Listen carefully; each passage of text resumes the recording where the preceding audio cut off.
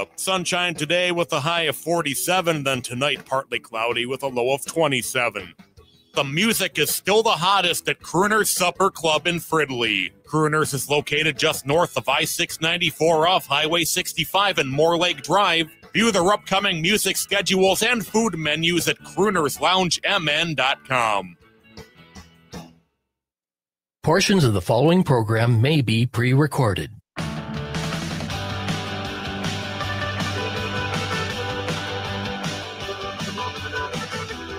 Broadcasting live from the studios of AM 950 KTNF and streaming live right now on our YouTube channel, youtube.com/@TheGailey Show. This is The Gailey Show. I'm John Parker, your host, joined in studio by our executive producer, Jim Pounds. Hey, all. Jim is a Wisconsin citizen, and every week our family splits our time between Minneapolis and Northwest Wisconsin, and The Gailey Show has many listeners in Wisconsin. Hello, or Minnesotans with Wisconsin ties. 22 days from today, Wisconsin voters will determine the liberal or conservative majority on their Supreme Court. Chair of the Wisconsin Democratic Party, Ben Wikler, joins us now to discuss. Mr. Wikler, welcome to The Gailey Show.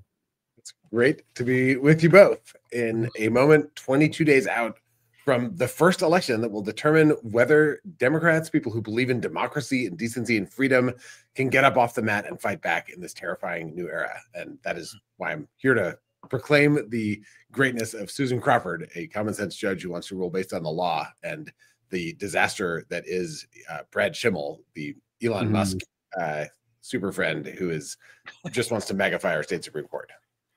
So abortion rights, congressional seat maps, the constitutionality of Act 10, which regarding public sector unions, are just a few of the potential issues in front of the Wisconsin Supreme Court. So can you lay out in stark terms the stakes for this election? Absolutely. So we know to a very high degree of certainty, Brad Schimmel would want to reimpose the pre-Civil War abortion ban that afflicted Wisconsin for 451 days after Roe versus Wade was overturned.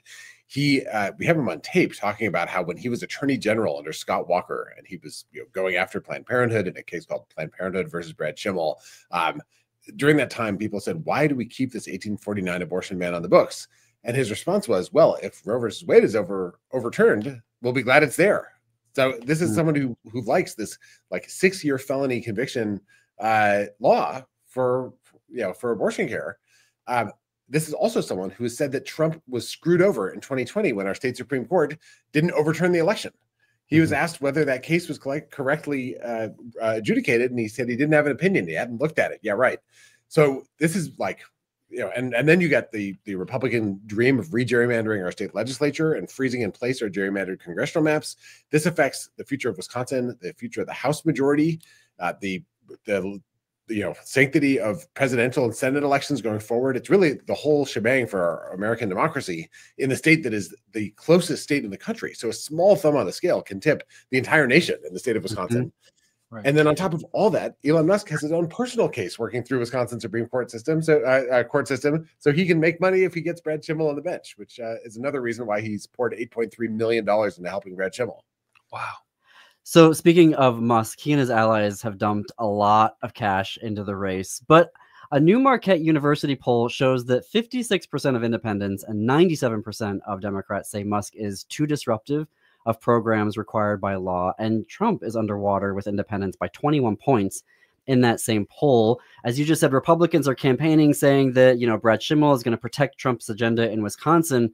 From your perspective in the field and talking with voters, what is motivating them right now? I mean, are they looking to the Supreme Court to protect them from Trump and Musk, to rein them in? The message that the Supreme Court is our last line of defense, state courts are our last line of defense against the extremism and total lawlessness of Trump and Musk, is a very powerful message. It is the most motivating thing for Democratic voters. And it actually brings independents over, because at this point, what Trump and Musk are doing, attacks on the Veterans Administration, at Social Security, attacks on clean drinking water and food inspection, cancer research, all these things that nobody wants cut.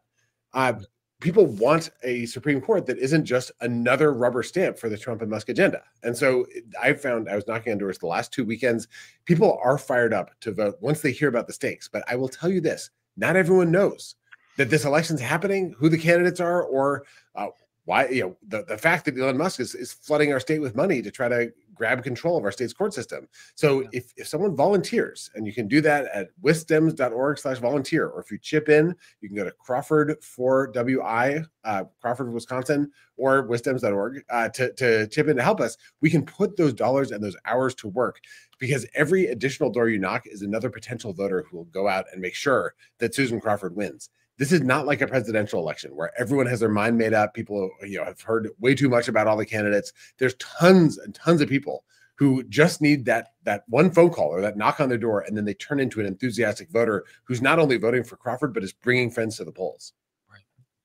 I wanted to ask about that, because Wisconsin, y'all did turn out 37,000 more votes for Kamala Harris than who had voted for former President Biden. So you really do see then because I know in our neck of the woods in Wisconsin, I mean, we're just buried right now in the postcards. I mean, we're getting them, at 3 or 4 every day. What do you feel then right now is your big key to voter turnout? It is those volunteers showing up to knock on doors? Well, we have an all of the above strategy. So we're doing podcasts and YouTube interviews, and here we are in StreamYard.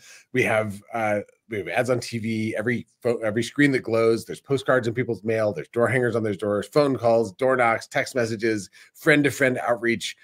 It's everything. And if we do all that, then we have a chance to win no matter how much money they throw at us. What we know from recent experience is when we can drive up Democratic turnout enough, then the worst lies and scorched earth messages from the other side aren't enough to defeat us. Now, that's especially about Supreme Court elections like this. In the presidential election, what we saw was an explosion of Republican turnout as well. That happened everywhere in the country. In Minnesota, Republican turnout went up, Democratic turnout went down. In Wisconsin, Republican turnout went up, Democratic turnout also went up. We wound up having the highest turnout in the United States of America. It wasn't quite enough on our side. We lost by less than 1 percentage point, but we didn't cross the finish line in the presidential. So we cannot let that happen this time. We know the Republican strategy is to get Republicans who never voted in a Supreme Court election to turn out to help Trump. And that means that if we want to beat them, we need to turn out even more to stop Trump and Musk by beating Brad Schimmel in this race. Wasn't our turnout rate about 75% in Wisconsin or something? Yeah, it was 77% of Wisconsin in 2024.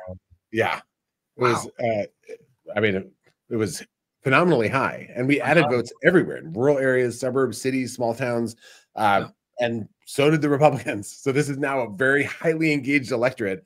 And the GOP has poured, I think Elon Musk specifically has poured more money into this race than any donor has ever poured into almost any judicial race in American history. And certainly more than anyone who's not, there's one race where someone bought the outcome because he personally was going to lose control of his company if he didn't. That's the only race where anyone has ever donated more.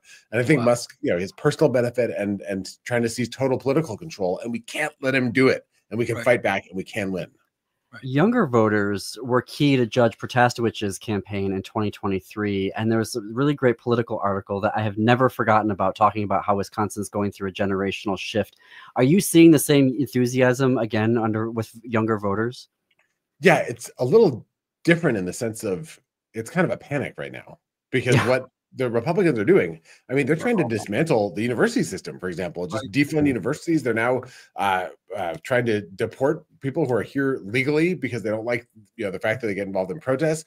The abortion ban, the just attacks on pretty much everything that undergirds a student's prospects. They're trying to cancel public loan forgiveness for people who go to work for nonprofits. Trump just did that with an executive order. And there's tons of people right now who plan to serve the public, who are in school, paying for school with loans, and that loan forgiveness is being stripped away. So it is a full-out assault. And I think we're going to see high student turnout this year. We just need to make every aspect of turnout as high as we possibly can, because all of our freedoms are on the line with this thing.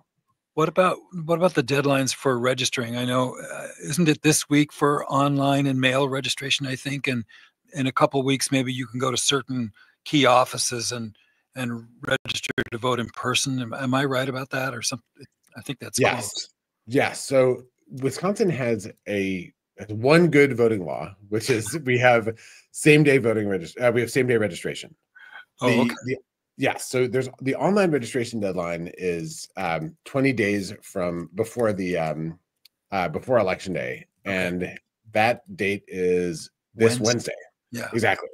Yeah. But next Tuesday on the 18th, you can go and same-day register and cast a ballot. And that means that if you haven't registered online, don't worry, just get ready and go cast your ballot next Tuesday, anytime in those next 2 weeks.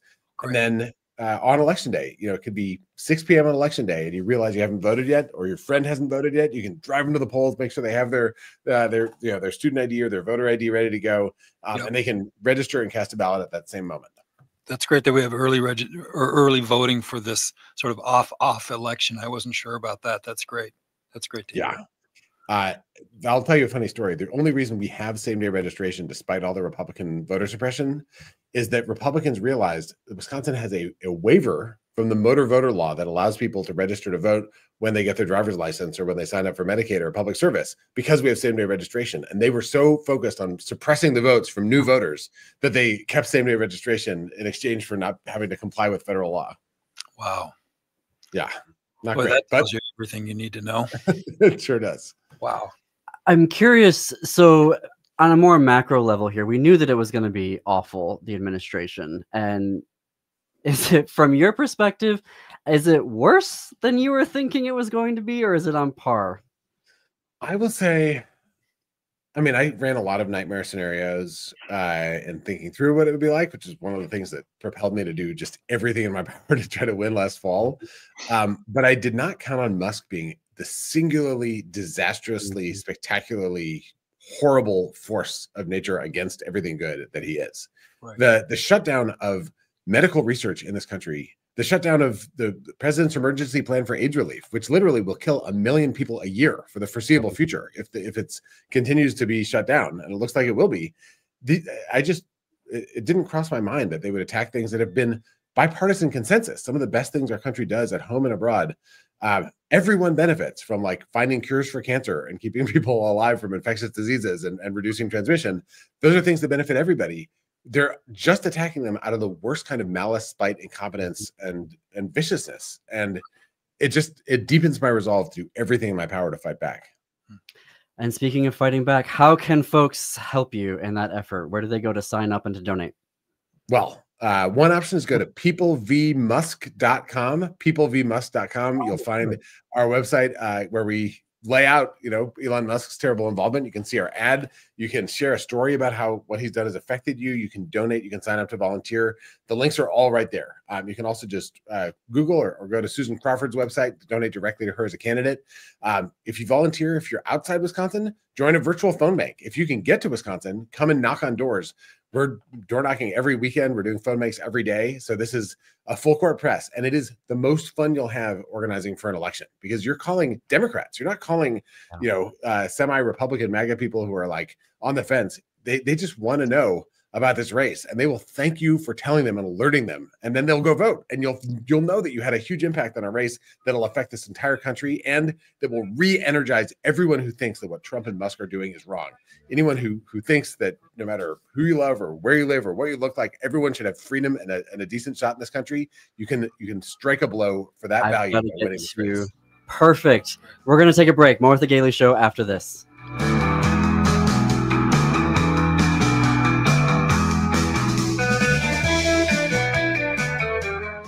Hey, it's Tom. Minnesotans take pride in protecting their lakes, trees, and natural beauty. And now you have a chance to do even more. The state is committed to 100% renewable energy by 2040. And by switching to all-energy solar, you can help make that goal a reality.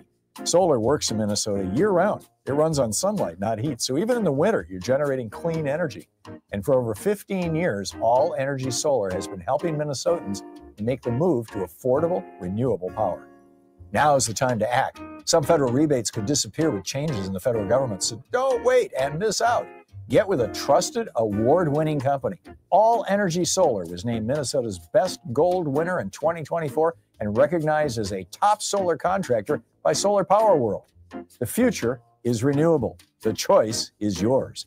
Stop paying the utility company and start producing your own clean energy with All Energy Solar. Get a free consultation today at allenergysolar.com. Join me this week on Ghostbox Radio with Greg Bakken. Monday, author Joe Prozit will be joining us to talk about his new horror book, They Come From Below. Tuesday, psychic medium Refined Divine will be sharing some of her alien experiences. Wednesday, talking about the Masters of Mystery with Rob Young. Tom Conwell Thursday, talking about alien disclosure and ascension. Plus, as always, Casual Friday. Join us all this week on Ghostbox Radio with Greg Bakken, Monday through Friday at 10 p.m. And you can catch past episodes on ghostboxradio.com. Hello, I'm Todd Mickelson, host of a Satellite View podcast. It's hard to find clarity or focus here on the ground with the fire hose of issues and events. We go up high and look back on Earth from a satellite view, where we can gain our bearings and learn from the past to shoot for a better future. And have fun and laughs along the way. Go to am950radio.com, click the programs link, and find a satellite view with Todd Mickelson. Hi, this is Laura. The net worth of the so-called bottom half, or 165 million Americans, is about $4 trillion. The top 1% of the top 1%, $24 trillion. What to do? Get out the peasant clothes and hope the titans are kind?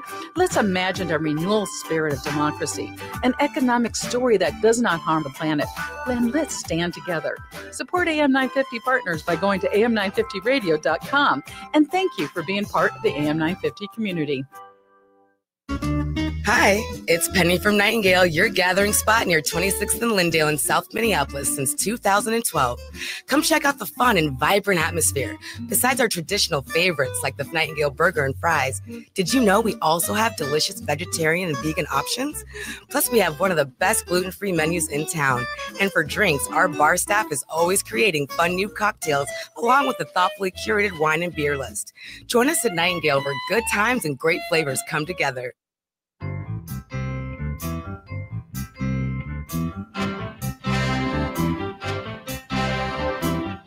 Welcome back to the Daily Show. I'm John Parker in studio with executive producer Jim Pounds.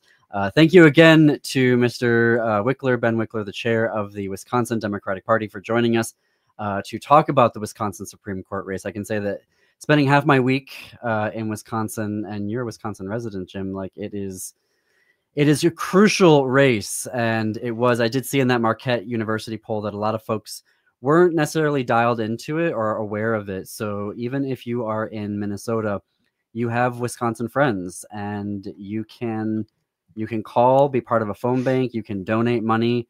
This is a huge impact.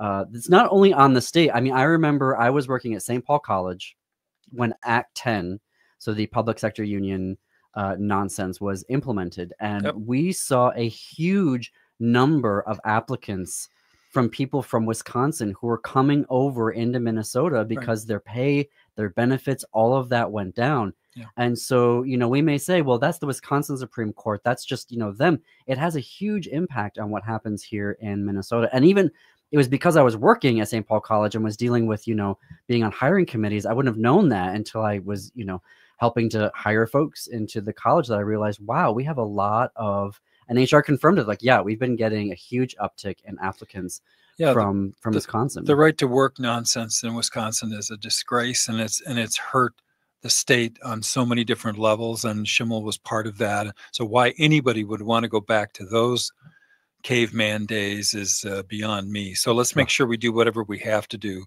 to ensure this outcome. It's mission critical, I would say. Very, very. Okay, so oh my God, I'm laughing because it's going to keep me from, just screaming into the microphone right now. This was inevitable. We all knew this was going to be coming. In Arizona, at a Walmart, some folks called the cops to go into a woman's bathroom to police who is and isn't a woman. I'm not joking about this. So let's open this article. This is LGBTQ Nation reporting. Kalela Morton, 19, of Phoenix. Her and her ex-girlfriend were in a bathroom in a Tucson Walmart, and the cops walked in and started flashing their lights at their feet, saying that they had to get out of there and that they, needed to be talked to. Morton, who identifies as a masculine presenting lesbian, says that she believes a store employee had been eyeing her and trailing her, and that they called the cops. There is a video that Morton posted on her TikTok. If you go to the LGBTQnation.com website and click on the story, you can see this. It is bonkers because at one point, Morton says that when she exited the bathroom stall, she actually, and was sort of like, here, and lifted up her skirt to prove to the deputies that she was a woman, a cisgender woman. And the deputies went, "You look like a man." And they kept going on about it. It's disgraceful. And the thing is here, though, is that I was looking this up and I can't actually find, so it doesn't mean that there is one, but I was doing a pretty, deep dive into this. I can't find an actual law on the books in Arizona restricting bathroom access. Now, again, I haven't found one. There could be one on there. The Arizona Senate just passed a bill creating they want to create separate bathrooms for trans students in school, separate but equal, right? But I can't find anything that is specific to Arizona about either state buildings or just generally speaking that, policing who can use what bathroom. So that, just adds another level of egregious, behavior to this. Now oh shoot, I lost my article. Wouldn't you respect the police more if they just said, "Oh, person who's calling, never find something better to do with your life." Right? So the Pima County Sheriff's Department told the outlet that authorities are aware of the situation and they have launched an internal investigation, which we all know how that's going to go. I have absolutely zero faith that there would be anything positive related to that in terms of community safety. And a Walmart representative has said that they are also cooperating with the investigation. Thankfully, Morton intends to sue, and I think that is great. Good. She said that it's already enough being Black and facing discrimination, but now she has to, face her harassment just based off of how she, presents her, her gender. And I really wish her all the luck on this lawsuit, because it is absolutely, there is no law. There is no law in Arizona to charge someone with, and I'm saying that pretty emphatically right now, and I want to acknowledge there could be one. The Movement Advancement Project isn't listing one in their scorecard, and just, in doing searches, I keep finding, bills for one, but not one actually on the books. But if there isn't a law to charge someone on that, you're going to need more than just, I think there's a quote unquote man in the bathroom, go in and arrest them. Right. Well, like, what? So stay out of Walmart, I guess, would be as much as you can. I would not go to that place. I'm not surprised that it happened in a Walmart, frankly. Well, I mean, given what that company is now doing to walk away from, LGBTQ rights and canceling all their diversity, equity, inclusion, and just generally being, a terrible company when it relates to LGBTQ folks. Right.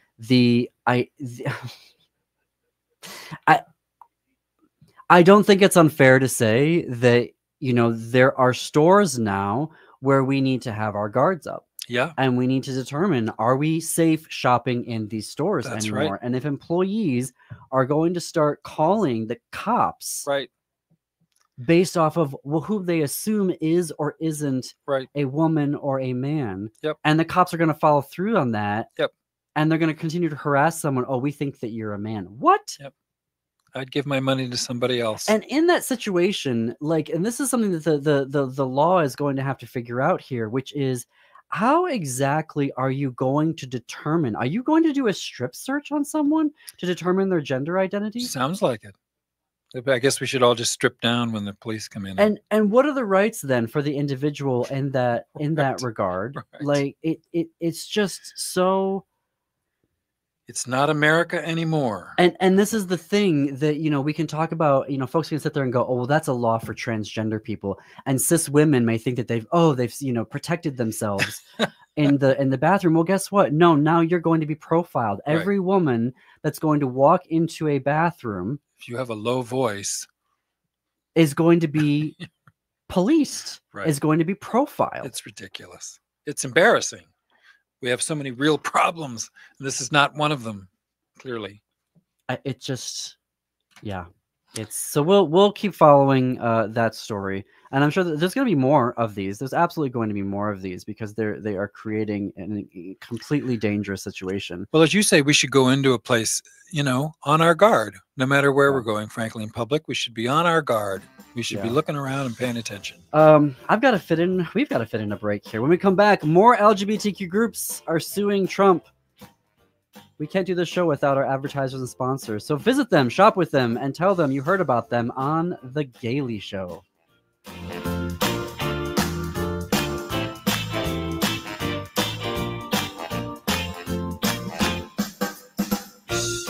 Hi, Minnesota. Stephanie Miller here. Join me every weekday morning from 8 to 11 for a humorous look at politics and current events on AM 950, the progressive voice of Minnesota. Greg Bakken here. Like you, I love good, fresh, delicious food. So I want to tell you about this treasure in Roseville called Maverick's Real Roast Beef. Maverick's has the best roast beef sandwiches I've ever had. Made fresh every order. Add fries or onion rings dropped in the fryer when ordered, and you have a winning combination. Maverick's Real Roast Beef has a lot more than roast beef, so check out their website, mavericksbeef.com, or check out their restaurant on Lexington in Roseville.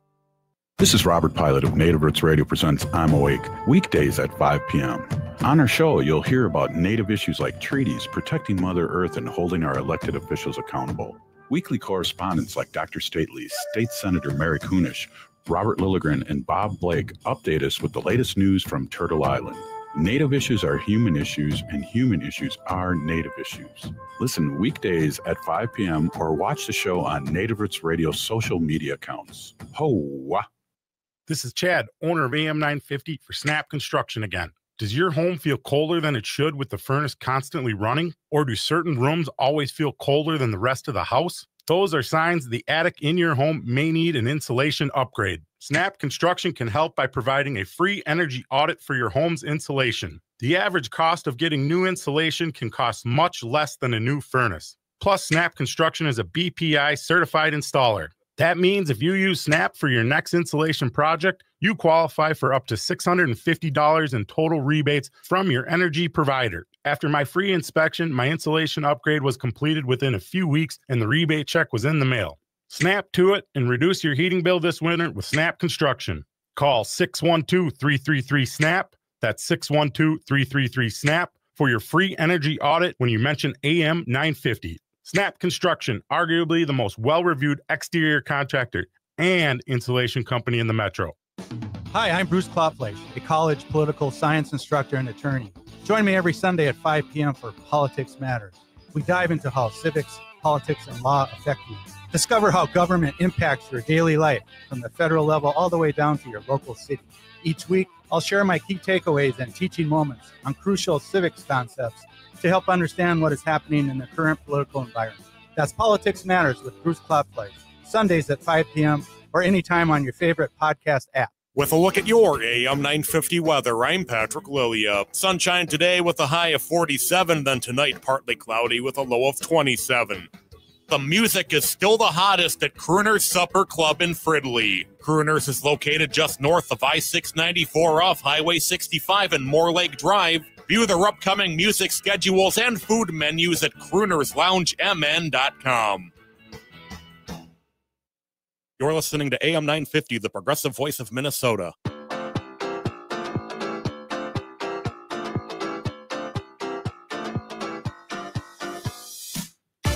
Broadcasting live from the studios of AM 950 KTNF, the progressive voice of Minnesota, and streaming live right now on our YouTube channel, youtube.com/@thegailyshow.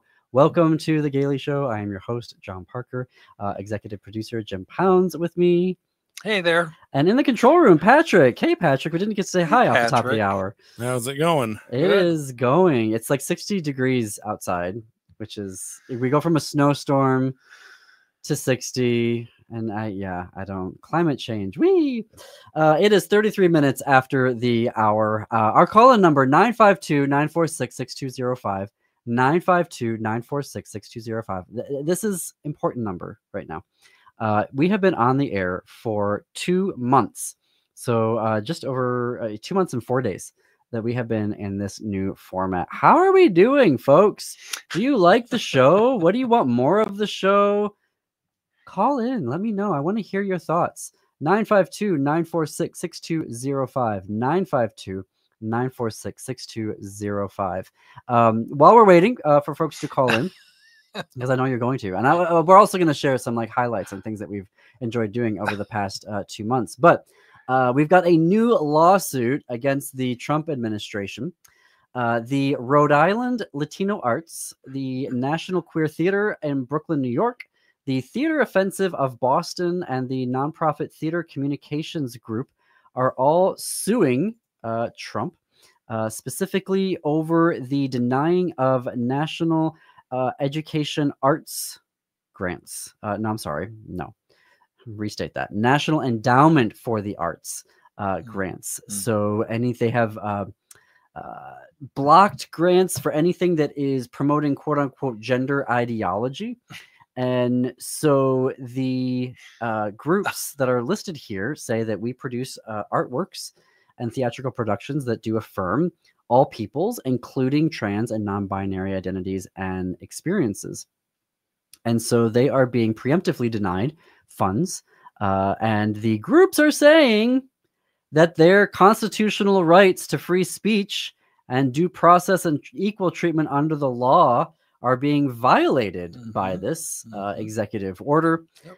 And this is where it's going to be so fascinating to see how these lawsuits go. When we have free speech claims, what are the courts going to say?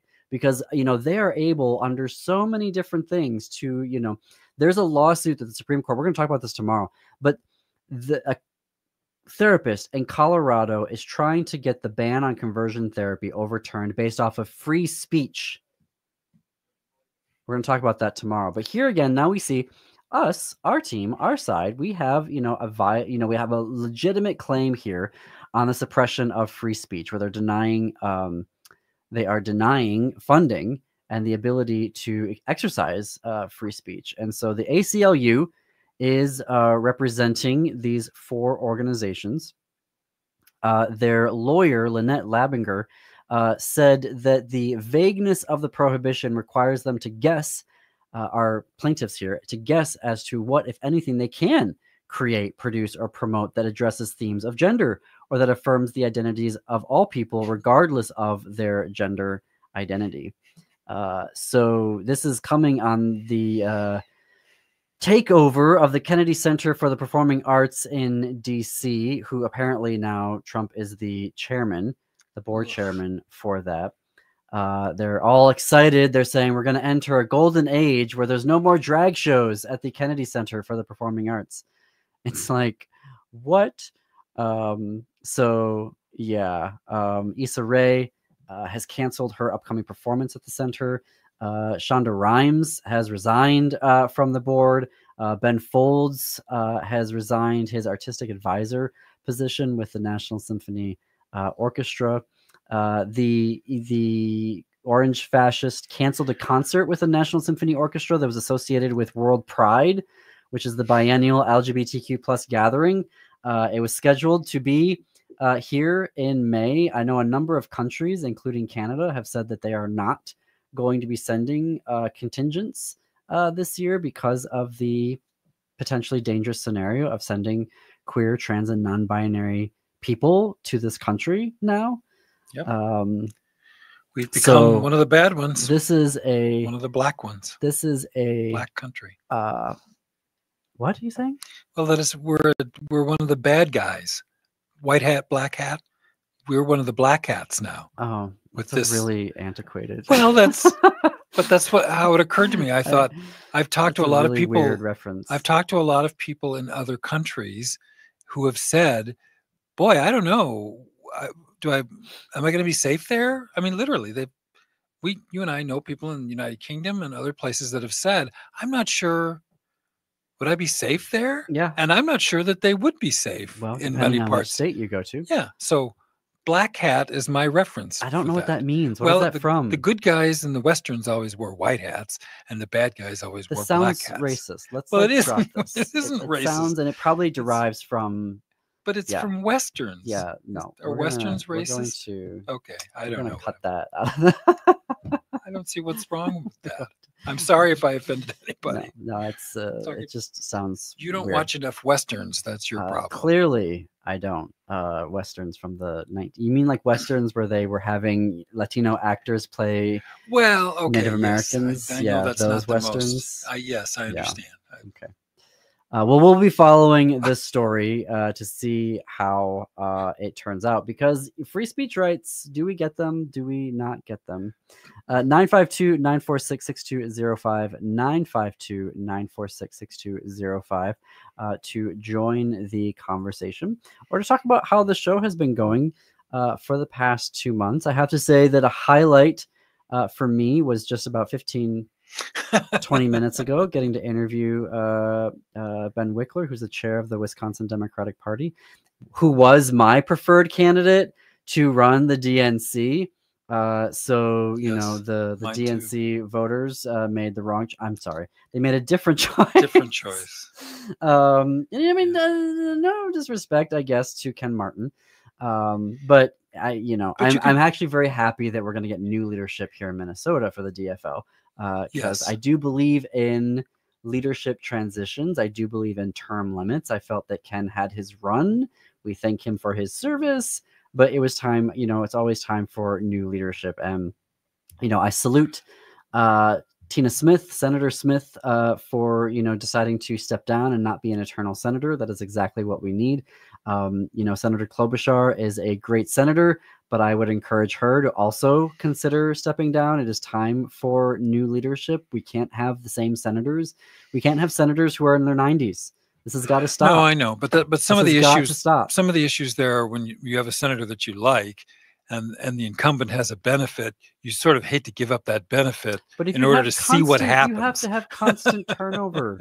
There needs to be in an ideal world, but we need which to we're start not in. No, we're not in an ideal world. Yeah. But I know what you're saying. This justification keeps it going, where we have people dying in office, and Senator Feinstein should not have died. We have a in problem office. right now with a member of the House of Representatives from Arizona who has cancer, and because he's ill and trying to recover, he's not been voting in the House of Representatives. So we are down one vote when we need that vote. And that gentleman, and I'm sorry that I didn't look up his name before I started talking about him, needs to resign so they can replace him with a fully functioning Democrat who can vote in the House of Representatives. And that's how that pragmatism sort of trumps, if you'll excuse that expression, the idea that we should have X, Y, and Z. We're not in an ideal situation. We're in a we're this far away from a disaster. So it seems like we have to be practical. And you know me, I'm an incrementalist and a pragmatist. I just, when Senator Feinstein, who was of questionable agreed lucidity, died in office, that was just, that was the last straw for me. Or and Mitch McConnell. I don't care what party it is. Right. I love me Bernie Sanders. Yes, me too. But term limits. Yep. We are represented by a group of people who do not reflect. Well, there's at least. I love Tammy Baldwin. Trailblazing senator. Absolutely trailblazing. I know we've had some issues over the years, as we've had issues with, Senator Smith and Senator Klobuchar.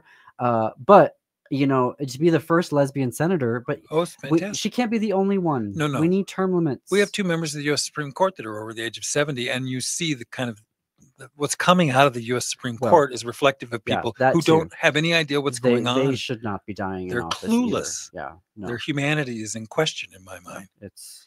Sorry to say that. It is incorrect, but I also have to say I've really enjoyed the Thinking Clearly episodes on Thursdays.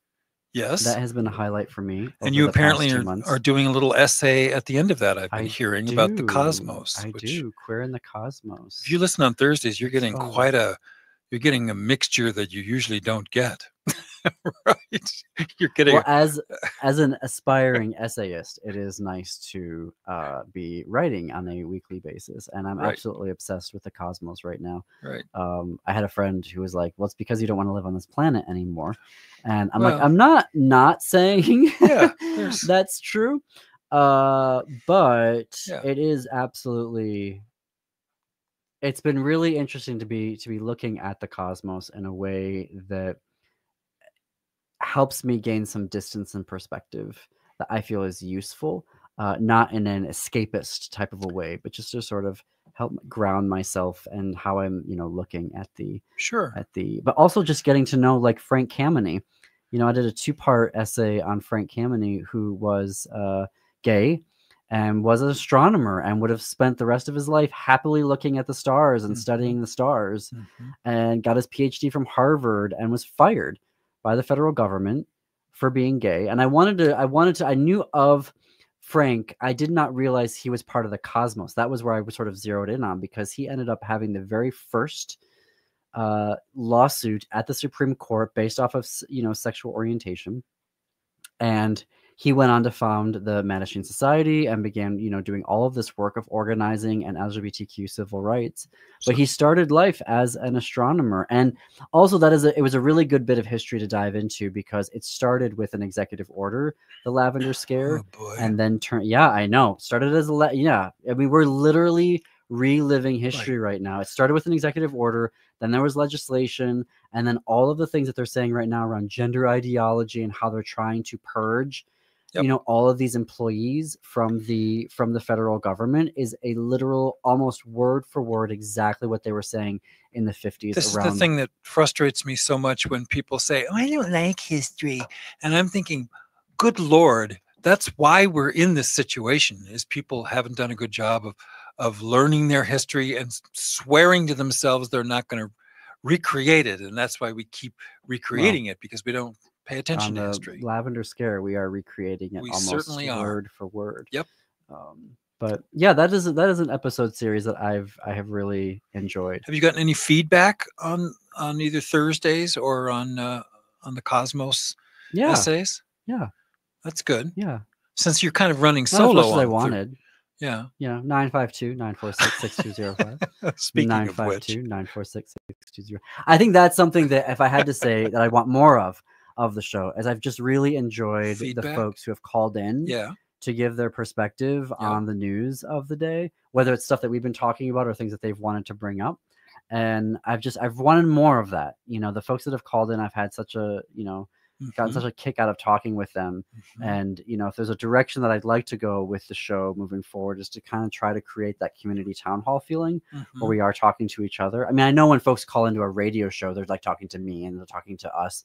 And it doesn't feel like super, town hall-y. But when we get a number of people calling in and talking about an issue, or a policy or something, or just where we want to see this country go, that's something that I would love to see more of happening on the show, and trying to think through how we can help encourage that moving forward, because I've loved the guests that we've been booking on the show, and I've been very humbled for folks to get Rep Jamie Long, to get Rep Breon Curran, the assistant DFL leader, to get Ben Wikler, who's mainly talking to major national news outlets, and very gracious to spend his time with us here today.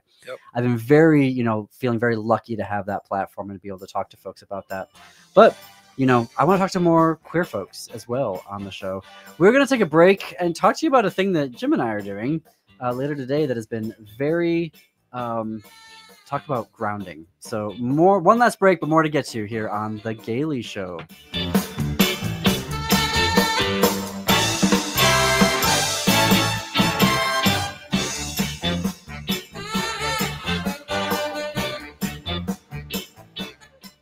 Greg Bakken here.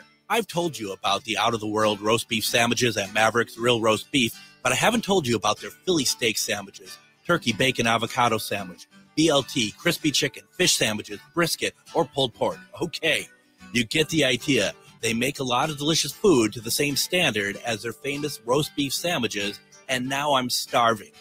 I'm going to go to Maverick's Real Roast Beef off Lexington and Roseville, and you need to go too. Check out their menu at mavericksbeef.com. If you go to shoprainbowrd.com, you will find an amazing variety of adult novelties, literally thousands of items that you can peruse in the privacy of your home and have shipped to your door. Plus, in the store, you can find swimwear, casual wear, underwear, everywhere. Rainbow Road is located at 109 West Grand Street near Loring Park. Gift cards are available for the hard to shop for. Go to shoprainbowrd.com. Turn to Auto Technical with your vehicle donation.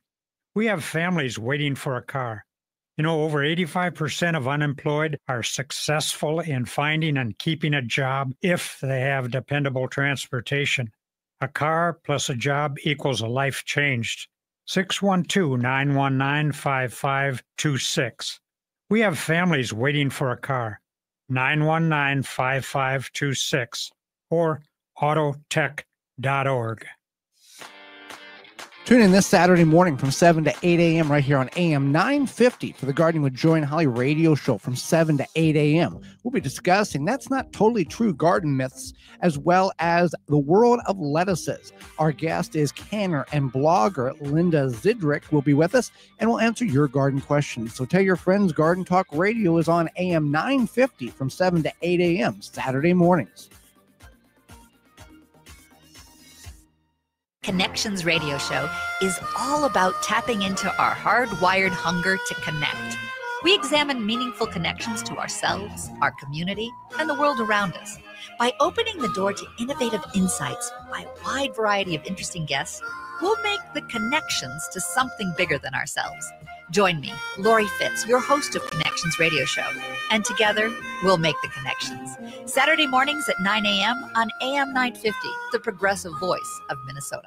Progressive change doesn't just happen. It takes dedication and a lot of hard work. 25 years ago, the Data Bank pioneered a new generation of software tools for progressive organizations here in Minnesota. Since then, thousands of organizations have used the Data Bank to create progressive change. Today, the Data Bank continues to help progressive organizations like AM 950. To have the Data Bank help your organization build capacity and create more change, text CHANGE to 612-540-0500 or go to thedatabank.com. The Data Bank, a quarter century of dedication and hard work for progressive organizations.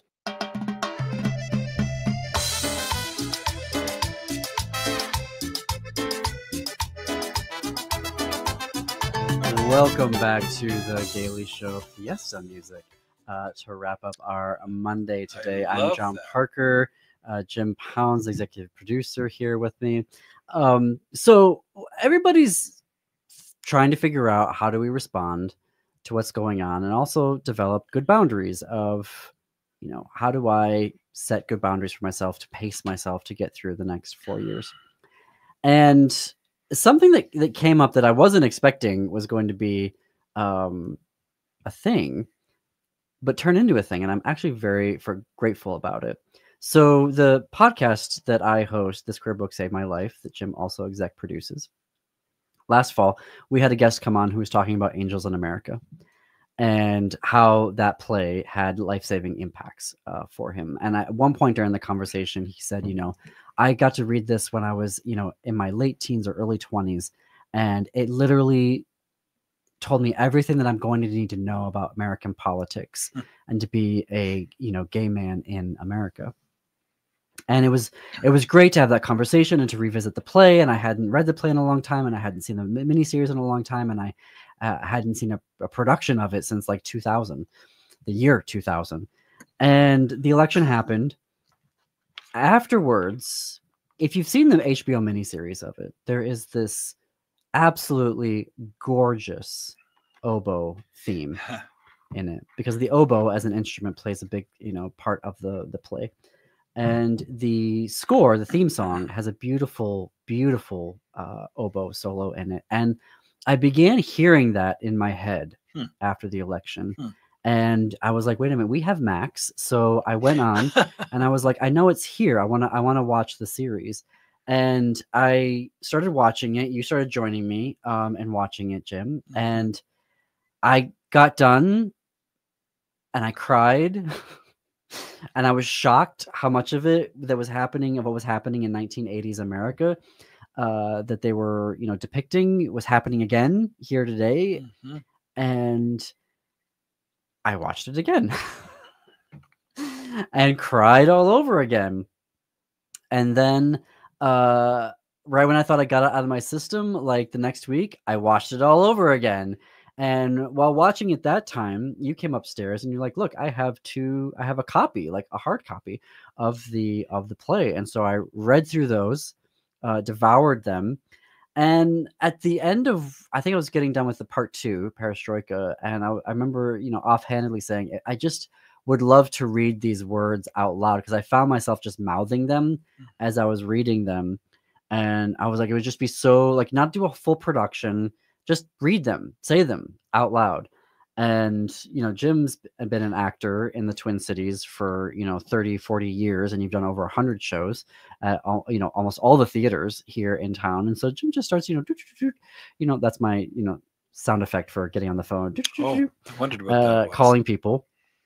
And the next thing we knew, we had a cast of folks who were willing to read the various parts. And we picked a Monday in January that was the Monday before the inauguration, and we hosted them at our condo, and we all got in there, and even one person caught the flu at the end, and so we had them zoom in, so we had them like on the TV screen. And then thankfully we do radio and podcast, so I had a good microphone, and we set it up in the middle of the group, and we were able to still do the reading. And that was the lovely Tina Siegel. It right? was such a who came with props and costumes. Yes, she's not kidding around. And it was so exactly what I needed. And I hope that it had, I don't know if it had the same effect for the folks who were being there, but it did feel like when we got to the end of part 1, which is what we read, Millennium Approaches, that we had just sort of done something very special with each other. And we had experienced something that we all weren't necessarily thinking would be beneficial. And it was so beneficial. And we all left that night going, let's do part 2. Let's do part 2. So tonight, we're going to be doing, at a friend's house, we're going to be doing part 2. We're doing it at our friend's house because we can be more loud.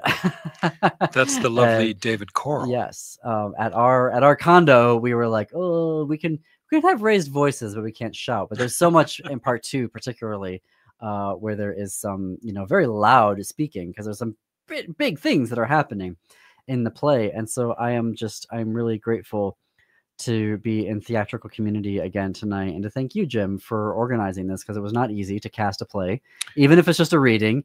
You're not mounting it, but to get a cast a play, find a time that's going to work for everybody, find a space, get everybody's scripts. We had to print. We had to find a way of making sure that everybody had a script to read from, and even though it is just us, the cast members, and we actually gonna have a guest who had never heard the play before, and so he was, they were just hanging out, and were listening to it. Well, I think we have to thank Charles Frazier too, because boy, this time around we had to replace a few people that weren't available, and he cast. And then he had some last minute, 3 people. Yeah, he was able to come up with 3 people. But it is so. Thank you, Charles. It is something that you wouldn't think of a play reading as being like, okay, well, I can just read the play then. But there's just something about being in a space with other folks. And that first night, we had folks that weren't actors, right there, or if they were, they had done very limited acting. You know what I mean? And so, but just to be in that space and to hear those words.